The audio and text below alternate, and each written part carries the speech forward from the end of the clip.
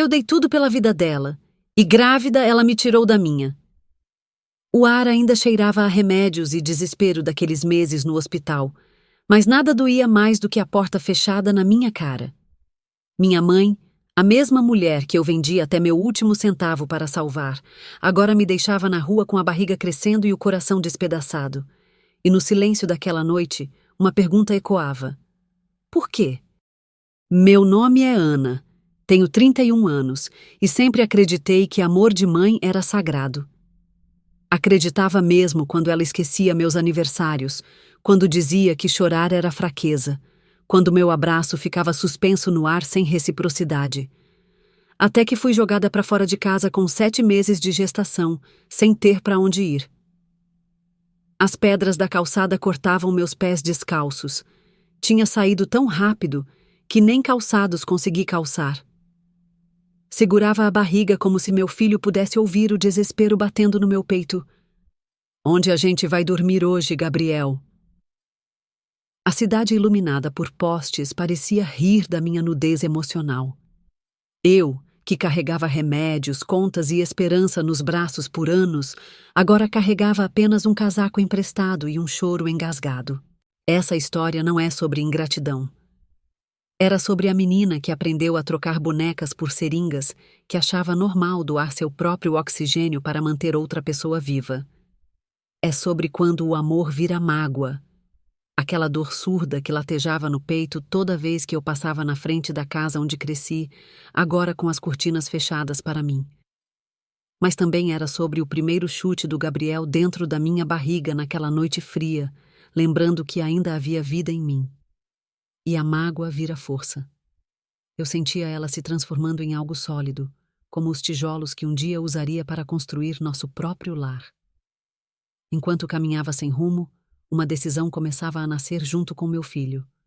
Nunca mais pediria amor. Iria criá-lo. Minha mãe era minha heroína. Lembro-me dela chegando tarde do trabalho, os sapatos gastos e as mãos calejadas, mas sempre com o almoço pronto na mesa no dia seguinte. Eu a observava em silêncio, fascinada por como conseguia transformar um salário mínimo em milagres, material escolar novo, uniforme passado, um bolo simples no domingo. Trabalhava duro, cuidava de mim e dos meus irmãos, com uma determinação que me fazia acreditar que o amor era isso, servir até o esgotamento. Mas havia os outros momentos, aqueles que minha mente de criança decorava sem entender. Quando chorava de dor após extrair 2 dentes e ela apenas dizia, não exagera, não foi nada. Quando ganhei meu primeiro prêmio escolar e ela faltou porque precisava cobrir o turno da colega. Mesmo que às vezes seu amor viesse em forma de silêncio, eu me convencia de que eram provas de carinho diferentes, só isso. Na adolescência, aprendi a traduzir aqueles vazios, o café da manhã deixado na mesa sem um bom dia, as febres curadas com remédios mas sem colo, os relatórios escolares assinados sem serem lidos. Mas minha admiração resistia, como se criticar esses vazios fosse trair o sacrifício dela. Eu colecionava migalhas de atenção. Tá frio, veste o casaco, dito às pressas. Um copo de suco deixado no meu quarto sem comentários. Agora grávida e abandonada na calçada, essas memórias me alcançavam como ondas. Cada recordação doce vinha acompanhada pelo gosto amargo de uma pergunta. Quando o cuidado virou obrigação? Quando deixei de ser filha para me tornar cuidadora? O vento noturno enxugou minhas lágrimas enquanto eu caminhava, carregando no ventre o filho que juraria amar de todas as formas que nunca recebi. Ela me dizia que eu era forte demais para sentir falta. Aos 13 anos, quando caí da bicicleta e ralei o joelho até sangrar, engoli o choro ao ver seu olhar impaciente. Você é a filha mais velha, Ana. Precisa dar exemplo, ela disse, passando álcool na ferida com mãos rápidas demais para serem ternas. Naquela noite, enquanto me virava na cama de dor, ouvi ela rindo no telefone com uma amiga. Aquele som raro me doeu mais que o ferimento. Aos 15, quando meu primeiro namorado terminou por mensagem, fiquei trancada no banheiro da escola até parar de chorar. Então comecei a esconder minha dor. Cheguei em casa com os olhos secos e um sorriso pronto, respondendo: tudo bem ao seu como foi seu dia. Quando ela foi dormir, enfiei o rosto no travesseiro até sufocar os soluços. No dia seguinte, lavei o rosto e fui fazer o almoço como se nada tivesse acontecido. Aos 17, quando passei mal na aula e a coordenadora ligou para ela, ouvi minha mãe dizer ao telefone: "A Ana não precisa que eu vá, ela sabe se cuidar." Voltei para casa sozinha, parando a cada esquina para vomitar, mas trouxe o remédio que ela pediu na farmácia. Naquela noite, quando ela perguntou se eu estava melhor, menti dizendo que já tinha melhorado antes mesmo de tomar o comprimido. Acreditava que era isso que uma filha boa fazia. Agora, aos 31, com as contrações do desamparo apertando mais que as da gravidez, eu finalmente entendi. Minha força sempre fora a desculpa para sua ausência. Cada vez que eu engolia o choro, ela aprendia que não precisava secar minhas lágrimas. Cada dor escondida era um convite para que se afastasse mais. O Gabriel mexeu dentro de mim, como se dissesse que conosco seria diferente. Eu aprenderia a ler até seus silêncios, a encontrar suas dores mesmo sem palavras. O telefone tocou numa terça-feira cinzenta, enquanto eu organizava as prateleiras do mercado onde trabalhava. Quando ela descobriu o câncer, a voz do médico ecoou como um trovão através do aparelho que meu pai mal sabia segurar. Caí de joelhos entre latas de milho e sacos de feijão, meu uniforme vermelho manchado de lágrimas que não consegui conter dessa vez. Naquela hora, todas as rejeições sumiram. Só importava que ela estava viva e precisava de mim. Eu larguei tudo. No dia seguinte, estava na secretaria da faculdade trancando o curso de administração no 5º período.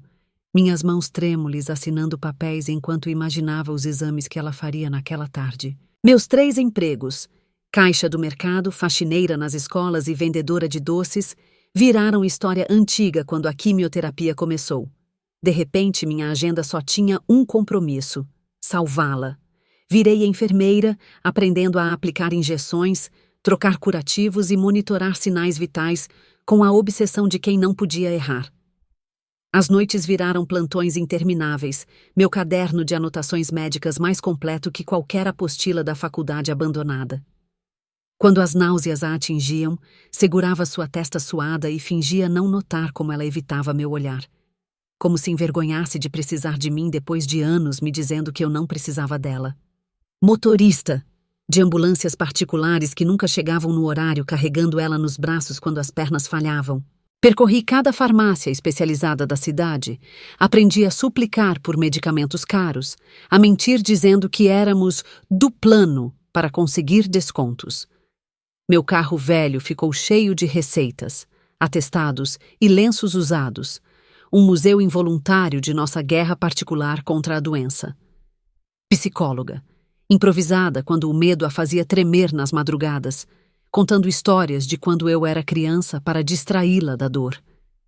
Inventava estatísticas otimistas, decorava efeitos colaterais para antecipar cada sofrimento, transformava relatórios médicos em contos de fada onde ela sempre venceria.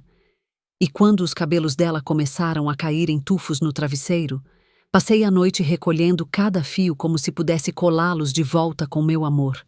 Pela primeira vez ela precisava de mim de um jeito que não podia negar ou ignorar. Cada sacrifício meu era um tijolo reconstruindo a ponte entre nós que o tempo e o descaso tinham erodido. Naqueles meses dolorosos, enquanto a doença nos unia de um jeito que a saúde nunca permitira, eu descobri um paradoxo cruel. Nunca fomos tão próximas quanto quando a morte tentou nos separar. Vendi meu carro, na semana em que o plano de saúde se recusou a cobrir a nova rodada de quimioterapia. O comprador olhou desconfiado para o motor fumegante, enquanto eu contava os trocados no celular para ver se dava para voltar de ônibus e ainda comprar os antieméticos. Quando o dinheiro caiu na conta, corri até o hospital com as notas amassadas no bolso, como se cada minuto perdido roubasse um pedaço dela. Meu antigo sonho de trocar de carro virou piada amarga. Agora sonhava apenas em vê-la trocar de roupa sozinha novamente. Fiz vaquinha, com a vergonha escondida atrás de sorrisos forçados. Imprimi fotos dela saudável e coloquei na padaria, no salão, na farmácia, implorando por ajuda como uma mendiga de amor. Meus dedos deslizavam no teclado madrugada adentro, escrevendo posts emocionados que ninguém compartilhava. Quando as doações chegavam, eu agradecia chorando a pessoas que nunca conheci, enquanto parentes próximos esqueciam de contribuir. A solidariedade de estranhos doía mais que a indiferença dos nossos. Abri mão até da minha poupança, aqueles míseros R$ 8.327 que juntei em 5 anos limpando banheiros e comendo arroz com ovo. O gerente do banco levantou a sobrancelha quando pedi todo o valor em cash, mas não fez perguntas. Contei as notas 3 vezes no corredor do hospital, como se o cuidado pudesse multiplicá-las. No dia seguinte, quando o médico anunciou que a cirurgia estava marcada, minha mão tremeu ao assinar o cheque. Não pelo dinheiro, mas pelo alívio de tê-lo para dar. Nunca me questionei. Nem quando passei fome para pagar o estacionamento do hospital, nem quando dormi 3 meses seguidos numa cadeira de plástico ao lado da cama dela. Minhas unhas descascadas, minhas roupas largas demais, meu cabelo embaraçado. Tudo parecia insignificante quando comparado ao pálido brilho nos olhos dela nos dias bons. Até meu noivado desfeito virou apenas uma nota de rodapé na história maior que estávamos escrevendo a sangue e esperança. Era minha mãe. Essa frase justificava tudo. Quando amigos diziam que eu estava exagerando, quando vizinhos cochichavam que ninguém se mata assim por parente, quando minha irmã mais nova sumiu por meses, eu repetia essas 3 palavras como um mantra. Ela me deu a vida 2 vezes, no parto e na decisão de não me abortar quando jovem. Agora era minha vez de devolver o favor, com juros e correção monetária do coração. Eu salvaria ela quantas vezes fosse preciso. E salvei. Dia após dia, noite após noite, crise após crise. Até que, num milagre secular, os exames começaram a melhorar. Quando os médicos disseram remissão, eu desabei no chão da capela do hospital, não de alegria, mas de exaustão acumulada. Emoção em pico de doação. Naquela segunda-feira comum, enquanto ajudava ela a caminhar até o carro pela primeira vez, eu não sabia ainda que estávamos indo para casa, mas nunca mais voltaríamos a ser mãe e filha do mesmo jeito. Quando ela tocou o sino da cura, eu chorei. Minhas lágrimas molharam a camisa que usava há 3 dias seguidos, enquanto aplaudia até as mãos doerem. Ela me agradeceu, mas foi como um cliente agradece ao caixa. Um aceno de cabeça rápido, os lábios finos murmurando "obrigada", antes de virar as costas para abraçar a enfermeira que mal conhecia. A dor foi tão aguda que precisei me apoiar na parede. Nos dias seguintes, enquanto arrumava suas malas no hospital, percebi que ela já tinha começado a apagar os últimos meses. Frio, formal. Falava dos planos de voltar ao trabalho, das amigas que queria rever, da casa que precisava limpar, como se eu não fizesse mais parte daquela história. Quando sugeri ajudar na transição, ela recusou com um "não quero te atrapalhar", a mesma frase que um dia usara para me excluir da infância. O câncer tinha ido embora, mas levou com ele a última ilusão de que seríamos próximas. Ela começou a dizer que não queria me atrapalhar, sempre que eu aparecia com sopa caseira ou perguntava sobre suas consultas. As visitas semanais viraram quinzenais, depois mensais, até que um dia encontrei a porta trancada e ela na casa da prima. Meu número foi silenciado no celular. Descobri quando liguei do telefone da farmácia e ela atendeu na primeira chamada.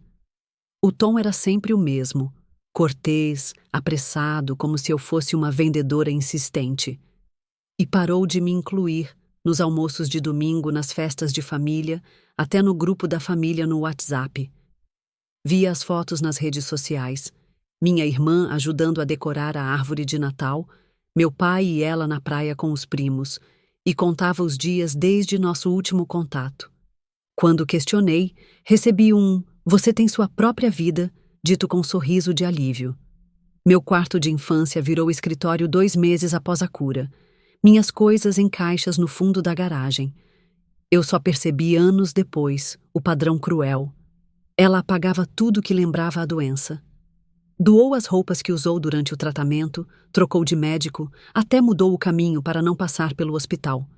E eu, que carregara cada remédio, decorara cada protocolo, Era apenas mais um fantasma daquele período que ela queria esquecer. Minha existência era um lembrete ambulante da fragilidade que a envergonhava. Ela não me via mais como filha. Eu era a testemunha indesejada daquele capítulo frágil de sua história. Quando tentava puxar assuntos do passado, lembra quando fizemos aquela festa surpresa para o vovô? Ela mudava de assunto. Nossas memórias estavam sendo editadas, com todas as cenas onde ela aparecia vulnerável sendo deletadas. Até meu aniversário de 30 anos passou em branco, como se meu nascimento também fosse parte do arquivo morto. Mas como uma lembrança da doença. Cada olhar que ela desviava, cada abraço não dado, cada mensagem não respondida eram tijolos num muro entre nós. Eu tentava escalá-lo com lembranças da infância, mas ela já tinha demolido aquelas paredes. O câncer nos unira num pacto forçado, e agora que ele se fora, nossa relação voltava ao que sempre fora. Eu estendendo as mãos, ela virando o rosto. O ressentimento chegou sorrateiro, primeiro como pontadas quando via mães e filhas no shopping, depois como um peso constante no peito. Ainda assim eu voltava. Até o dia em que apareci com o teste de gravidez positivo na bolsa, imaginando que talvez um neto pudesse refazer nossos laços. Mas a vida tinha outra lição cruel para me ensinar sobre amor não correspondido. Conheci Rafael num café onde eu trabalhava aos sábados. Ele sempre pedia o mesmo pão de queijo e um suco de laranja. Seus olhos acompanhavam meus movimentos atrás do balcão, não com pressa, mas como quem aprecia o ritual. Um dia deixou um bilhete junto com a gorjeta. Seu sorriso é a melhor parte do meu café. Era a primeira vez em anos que alguém notava algo em mim que não fosse minha capacidade de cuidar. Ele me olhava como se eu importasse. Quando eu contava sobre minha mãe, ele não dava conselhos vazios, apenas segurava minhas mãos e as levava ao peito dele, como se pudesse absorver minha dor. Nas noites em que eu acordava assustada, ele me envolvia em silêncio, sem pressa para que eu melhorasse. Aprendi com ele que amor podia ser quieto, mas nunca ausente. Firme, mas nunca sufocante. Quando descobri que estava grávida, tremi de medo e alegria. Fiquei 1 hora no banheiro olhando para as 2 listras, imaginando todos os futuros possíveis. Liguei para Rafael com a voz embargada, e ele apareceu 20 minutos depois com flores e lágrimas nos olhos. Seu "vamos ser uma família" ecoou na minha alma como um mantra reparador. Pela primeira vez eu não teria que carregar um amor sozinha. Era minha chance de construir uma nova história. Enquanto minhas mãos acariciavam a barriga ainda plana, jurei que meu filho nunca duvidaria do meu amor. Ele seria amado não pelo que pudesse fazer por mim, mas simplesmente por existir. Rafael e eu começamos a procurar um apartamento pequeno, e eu sorria imaginando como seria decorar o quarto do bebê. Cada detalhe uma promessa de que o ciclo da frieza estava sendo quebrado. Voltei a visitar meus pais, quando a barriga já arredondava sob meus vestidos, levando bolos e notícias cuidadosamente editadas. A casa cheirava ao mesmo detergente de sempre, mas agora havia flores na mesa. Um detalhe que me fez acreditar em renovação. Meu pai apertou meu ombro com um "tá gorda, hein?", que tentei ler como afeto, enquanto observava minha mãe disfarçar o olhar fixo em minha silhueta. Queria que meu filho tivesse a voz. Comecei a tecer histórias sobre eles para Gabriel ainda no ventre, descrevendo a casa da vovó como um lugar mágico. Nas visitas, eu trazia retalhos para costurar no quarto de hóspedes, transformando-o num berçário improvisado com minhas próprias mãos. Minha mãe assistia, às vezes ajustando uma fronha ou sugerindo cores, e eu me agarrava a esses gestos como sinais de degelo. Fiz enxoval na casa deles, com a obsessão de quem tenta comprar amor em prestações. Bordava inicialhas nas toalhinhas, enchia o armário de fraldas, deixava um álbum de ultrassons na sala. Tudo estrategamente posicionado para lembrá-los que aquela criança existia, que em breve precisaria deles. Meu pai folheava as fotos distraidamente, mas minha mãe às vezes as observava por segundos a mais. Eu anotava cada desses momentos como vitórias secretas. Ela parecia mais simpática, mas só parecia. Seus sorrisos eram pontuais como metrônomo, seus elogios sempre seguidos de um "mas". O nome Gabriel é lindo, mas não acha comum demais? Quando ofereci para ela ser madrinha, houve uma pausa longa antes do "vamos ver".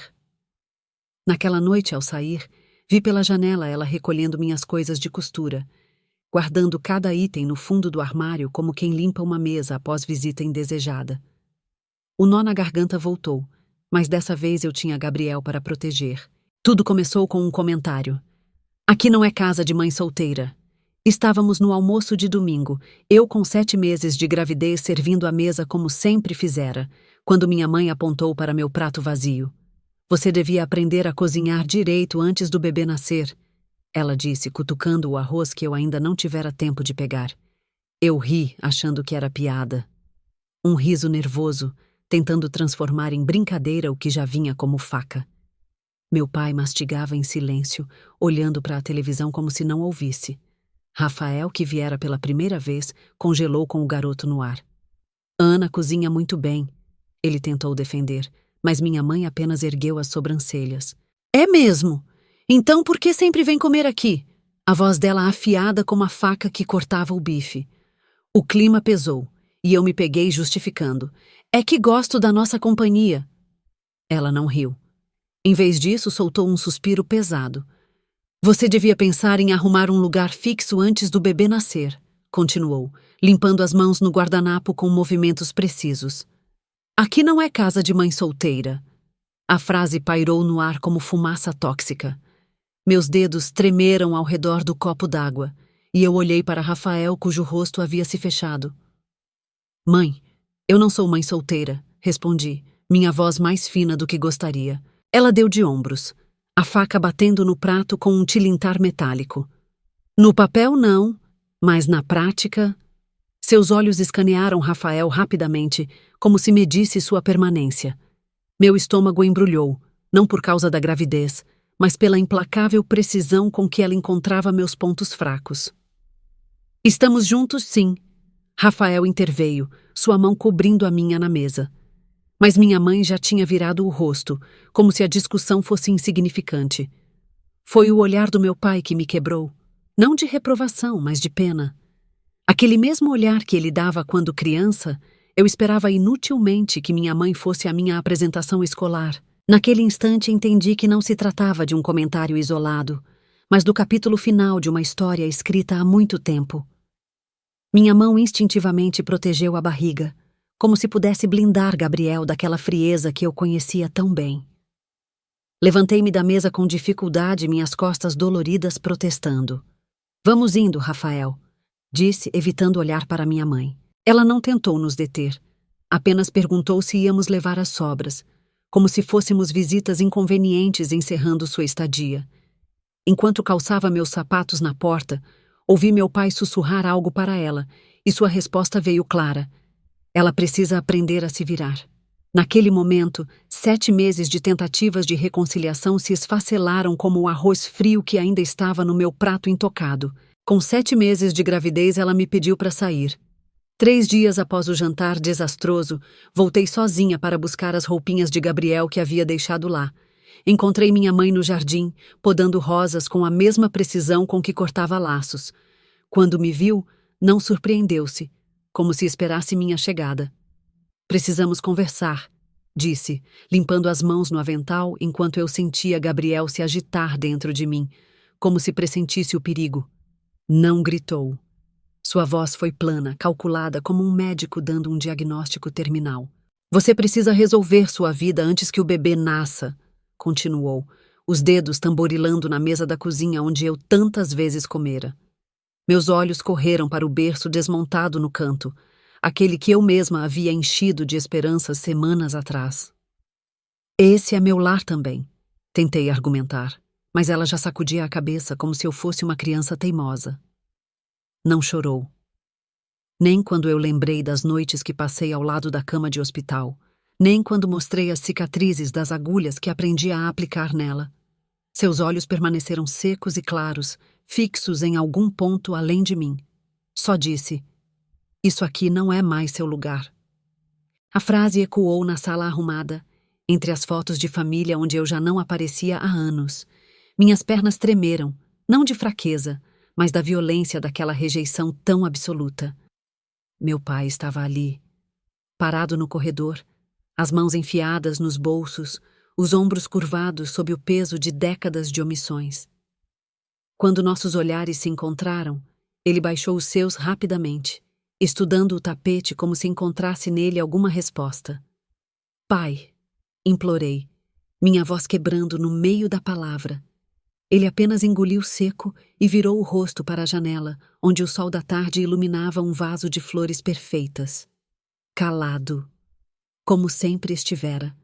Quando eu caía de bicicleta, quando chorava por amor, quando vendia meus pertences para pagar tratamentos. Seu silêncio agora era a última pá de terra em cima de qualquer ilusão que me restasse. Minhas mãos apertaram a barriga instintivamente, sentindo Gabriel chutar, como se protestasse contra a injustiça. Você vai mesmo fazer isso com seu neto? Perguntei, minhas lágrimas finalmente rompendo as barreiras. Eu implorei. Com uma voz que não reconheci, rouca de humilhação e desespero. Lembrei-a dos médicos que enfrentamos juntas, das contas que paguei, das noites sem dormir. Pedi pelo menos as roupinhas do bebê, o enxoval que tanto me esforcei para fazer. Ela apenas indicou a sacola já arrumada perto da porta. Tinha previsto tudo. Quando me aproximei, vi que faltavam itens, as melhores peças, aquelas que ela sabia que eu mais gostava. E ela fechou a porta. Não com um golpe, mas com um movimento suave e definitivo, como quem encerra um assunto banal. Fiquei parada na soleira, ouvindo a chave girar na fechadura, meu ventre pesado contra a madeira pintada de azul. Do outro lado, ouvi passos se afastando, os dela firmes, as dele arrastadas. Minha mão esboçou um movimento para bater de novo, mas congelou no ar. Gabriel chutou forte como se dissesse chega, e pela primeira vez obedeci. Passei 3 noites no meu carro. O mesmo veículo velho que um dia vendera para pagar seus remédios, agora meu único abrigo. Ajustei o banco o máximo possível, mas minha barriga tornava cada posição uma tortura.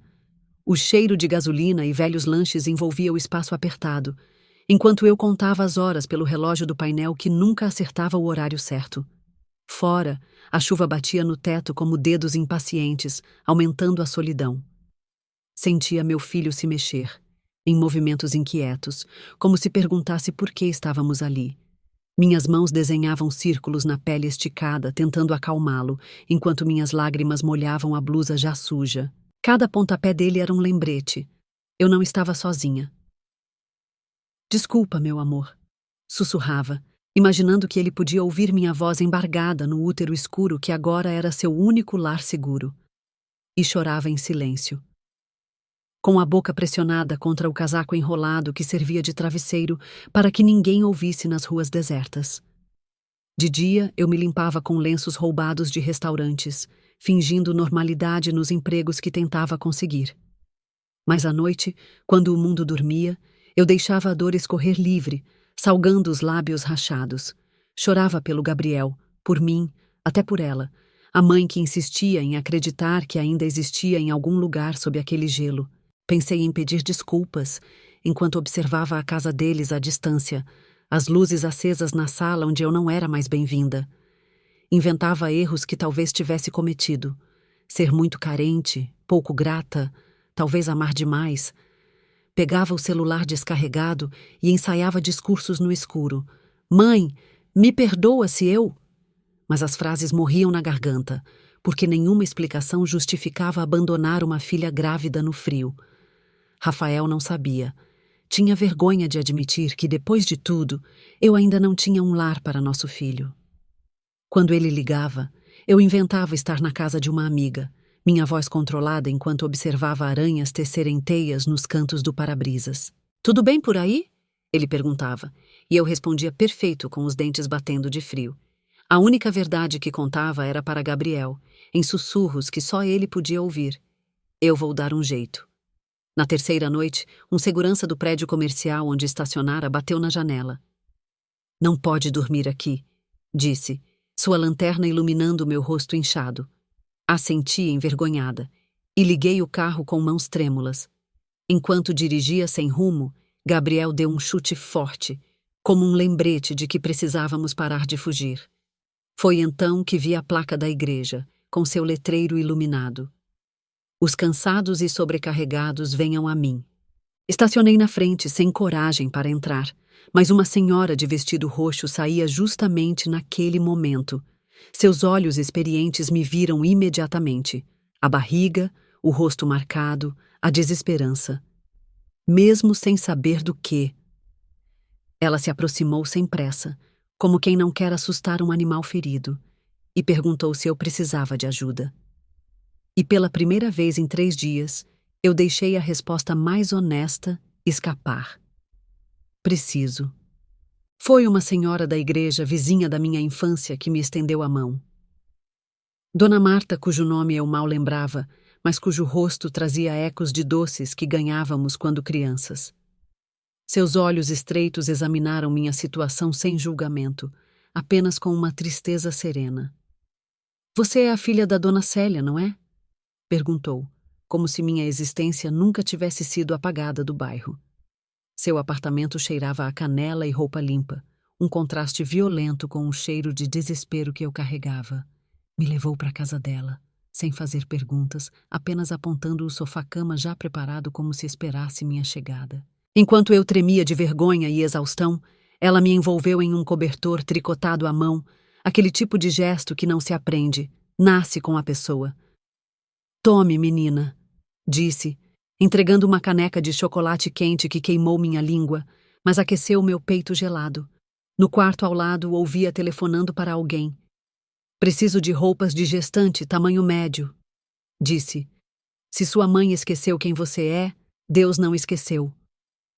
A frase entrou em mim como um remédio amargo que cura. Sentei na cama estranha, sentindo Gabriel se acalmar dentro de mim, como se reconhecesse que estávamos finalmente seguros.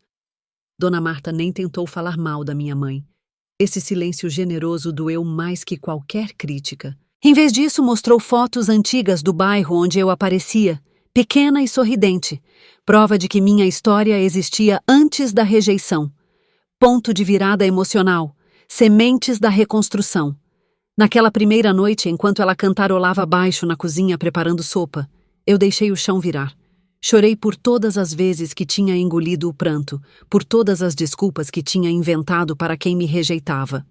E quando Dona Marta entrou com a bandeja de comida, não fez menção de ter ouvido, apenas ajustou o travesseiro e disse: "Amanhã a gente pensa em soluções."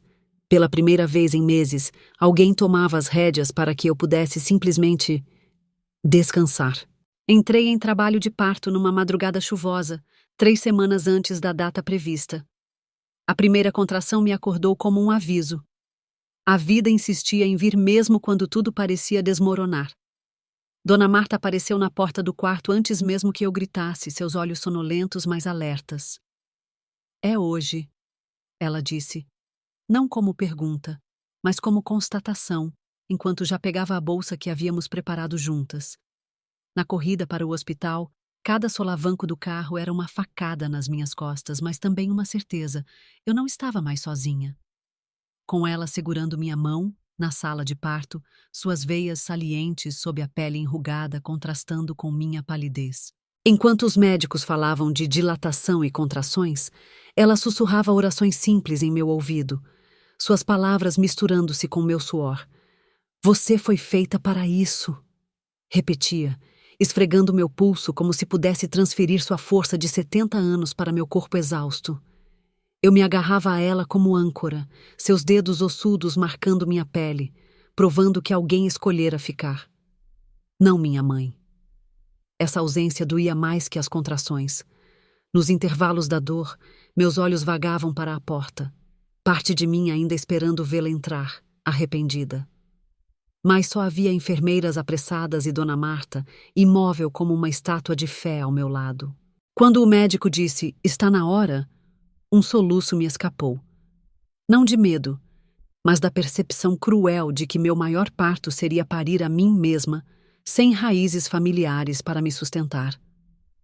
A vizinha, aquela mulher que mal conhecia 3 semanas antes, agora segurava meus joelhos, cantando baixo aquela mesma canção de ninar que embalara meus últimos dias em seu apartamento. Enquanto eu empurrava com forças que não sabia ter, ela me lembrava: Ele está vindo para suas mãos, filha. Só suas. E nesse filha não havia sangue, mas havia verdade. O tipo de amor que se escolhe dar, não que se é obrigado a oferecer. Eu pari meu filho em silêncio. Nenhum grito dramático, apenas um gemido rouco quando senti Gabriel escorregar para o mundo. Quando o colocaram em meu peito, seu choro forte encheu a sala, mas eu permaneci muda, bebendo cada detalhe daquele rosto inchado. Seus dedinhos se agarrando à minha pele, seus olhos procurando os meus no caos de luzes. Ele não precisaria aprender a mendigar amor. Meu silêncio era promessa, era pacto, era o fim de uma linhagem de abandono. Mas dentro de mim, uma porta se fechava. Aquela que levava a menina que esperava o amor dos outros para se sentir inteira. Eu vi a minha mãe pela última vez ali, naquela sala branca de hospital. Não fisicamente, mas como sombra que finalmente eu deixava ir. As lágrimas que caíam no rostinho de Gabriel não eram de tristeza, mas de alívio, como se um peso ancestral tivesse sido cortado junto com o cordão umbilical. E outra se abria. Quando Dona Marta me ajudou a sentar, trazendo Gabriel limpo e enrolado, senti algo novo brotar nas cinzas do meu passado. Não era perdão, não era esquecimento. Era simplesmente o direito de seguir. Olha só que lindo herdeiro, ela cochichou, e eu ri pela primeira vez em meses, porque Gabriel não herdaria nossas dores, apenas meu aprendizado tardio. Família não é sangue, é mão estendida na escuridão. Libertação. Aluguei um quartinho com o auxílio maternidade. 12 metros quadrados que cheiravam a tinta fresca e possibilidades. As paredes tinham marcas de quadros antigos, cicatrizes de outras vidas que passaram por ali, como eu passei agora. Dona Marta ajudou a carregar minhas 2 malas e o cestinho onde Gabriel dormia, seu presente de nascimento. Quando a porta se fechou pela primeira vez, eu respirei fundo. Era pouco, mas era meu, um território onde ninguém poderia me expulsar. Montei berço com peças doadas, um lado da igreja, outro de uma vizinha, as grades manchadas de histórias alheias que agora seriam nossas. Minhas mãos, tão hábeis em aplicar injeções e preencher formulários, tremiam ao apertar os parafusos. Gabriel observava de seu paninho no chão, como se torcesse por mim. Quando terminei, coloquei nele o ursinho de pelúcia que Rafael trouxera, nosso frágil elo com o mundo que existira antes daquela nova vida. Chamei meu filho de Gabriel, não apenas pelo significado, mas pelo anjo que anunciou a esperança em tempos sombrios. No cartório, quando a oficial leu o nome em voz alta, meu peito apertou. Dona Marta, como madrinha, assinou com letra trêmula, sua aliança batendo no balcão. Nome de guerreiro, sussurrou enquanto eu acariciava a certidão onde apenas meu nome constava como mãe. Uma ausência que agora doía menos. Significa força de Deus. E também a minha. Nas noites em que ele chorava e eu levantava exausta, nas contas pagas com trocados, nas horas estudando para concursos com ele no colo, descobri que o significado crescia com a gente. O quartinho ganhou fotos, livros infantis da biblioteca pública, um móvel de plástico onde guardávamos sonhos. Quando Rafael veio nos visitar, encontrou a porta aberta, mas já sabia. Ali era um reino onde eu finalmente governava. Eu amei minha mãe até sangrar. Rasguei-me em pedaços para preencher seus vazios, dei meu tempo, meu dinheiro, minha juventude. Quando olho para trás, vejo uma menina esfomeada por migalhas, achando que devoção era sinônimo de dignidade. Cada cicatriz no meu peito conta a mesma história. Amar sem ser amada é como regar uma planta de plástico. Mas entendi que amor que exige abandono não é amor. O verdadeiro não pede que apaguemos nossa luz para aquecer outros. Gabriel me ensinou isso com seu jeito de morder meu dedo ao mamar, seguro de que eu jamais o empurraria para longe. É prisão. E hoje, quando o embalo cantando baixinho, celebro nossa liberdade. Ele nunca precisará comprar meu afeto com sacrifícios. Ela me mandou uma carta semanas depois. O envelope cor de creme apareceu na minha caixa de correio, sua caligrafia perfeita como sempre fora. Aquela letra que copiava aos 7 anos, tentando merecer elogios. Segurei o papel com mãos que não tremeram, surpresa por não sentir mais aquele frio no estômago. Gabriel dormia no sling contra meu peito, seu calor me lembrando que algumas cicatrizes param de sangrar. Eu olhei. Virando o envelope contra a luz da janela, pude ver o contorno das palavras, linhas retas demais para ser um pedido de perdão, muito curtas para uma explicação. O carimbo do bairro rico onde moravam arranhou minha pele como um lembrete. Aquela carta atravessara a cidade como um projétil, destinada a atingir o alvo que eu já não era. Meus dedos acariciaram o papel, mas não encontraram a urgência de antes. Não abri. Coloquei a carta sobre a mesa, ao lado da mamadeira esterilizada e do chá de camomila. Era estranho como algo tão leve podia pesar tanto. Gabriel acordou chorando e, enquanto o amamentava, observei o envelope como se fosse um objeto de museu, prova de um tempo em que aquelas palavras teriam me destruído. Agora, eram apenas papel e tinta, incapazes de alcançar a mulher que eu me tornara. Preparei uma tigela de metal no pequeno quintal dos fundos, aquela mesma onde lavava as fraldas de pano. Queimei a carta sem ler, observando as chamas consumirem o papel como consumiram minha antiga necessidade de explicações. As labaredas refletiam nos vidros da janela, iluminando brevemente o rosto de Gabriel, que assistia curioso do colo de Dona Marta. O fogo transformou em cinzas não apenas palavras, mas a última corda que me prendia àquela dor. Palavras que ferem mais que o silêncio. A fumaça subiu reta no ar noturno, levando consigo perguntas não respondidas, justificativas que nunca preencheriam os vazios. O cheiro de papel queimado impregnou minhas roupas, mas eu não me importei. Era o perfume da minha própria libertação. Quando nada restou além de fragmentos escuros, enchi a tigela com água, transformando tudo em uma pasta negra que escorreu pelo ralo. Na manhã seguinte, plantei uma muda de manjericão na mesma tigela limpa. Dona Marta riu quando viu, dizendo que eu transformara veneno em tempero. Gabriel bateu palmas quando colhi as primeiras folhas para nosso jantar, seu riso ecoando na cozinha minúscula. A carta nunca mais foi mencionada, mas seu destino final se tornou nosso pequeno ritual de resistência. Toda vez que algo nos machuca, transformamos em adubo para coisas boas crescerem. Meu filho, um dia você vai me perguntar sobre seus avós. Escrevo estas palavras no diário que comecei para você, Gabriel, nas páginas manchadas de leite materno e café frio.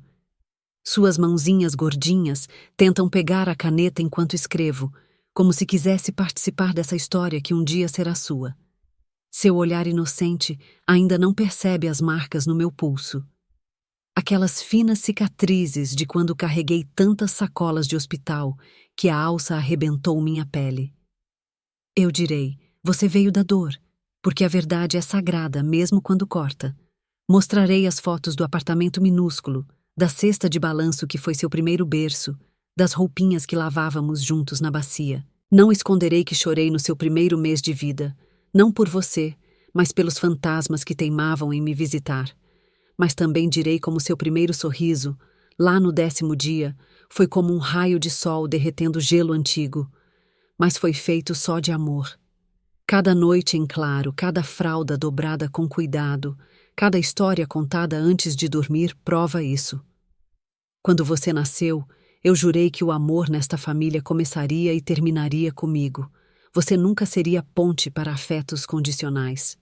Seus desenhos colados na geladeira, suas primeiras palavras gravadas no meu celular velho, até as birras no supermercado são provas. Construímos um novo tipo de clã, onde pertencer não tem pré-requisitos. Hoje eu não peço que me vejam.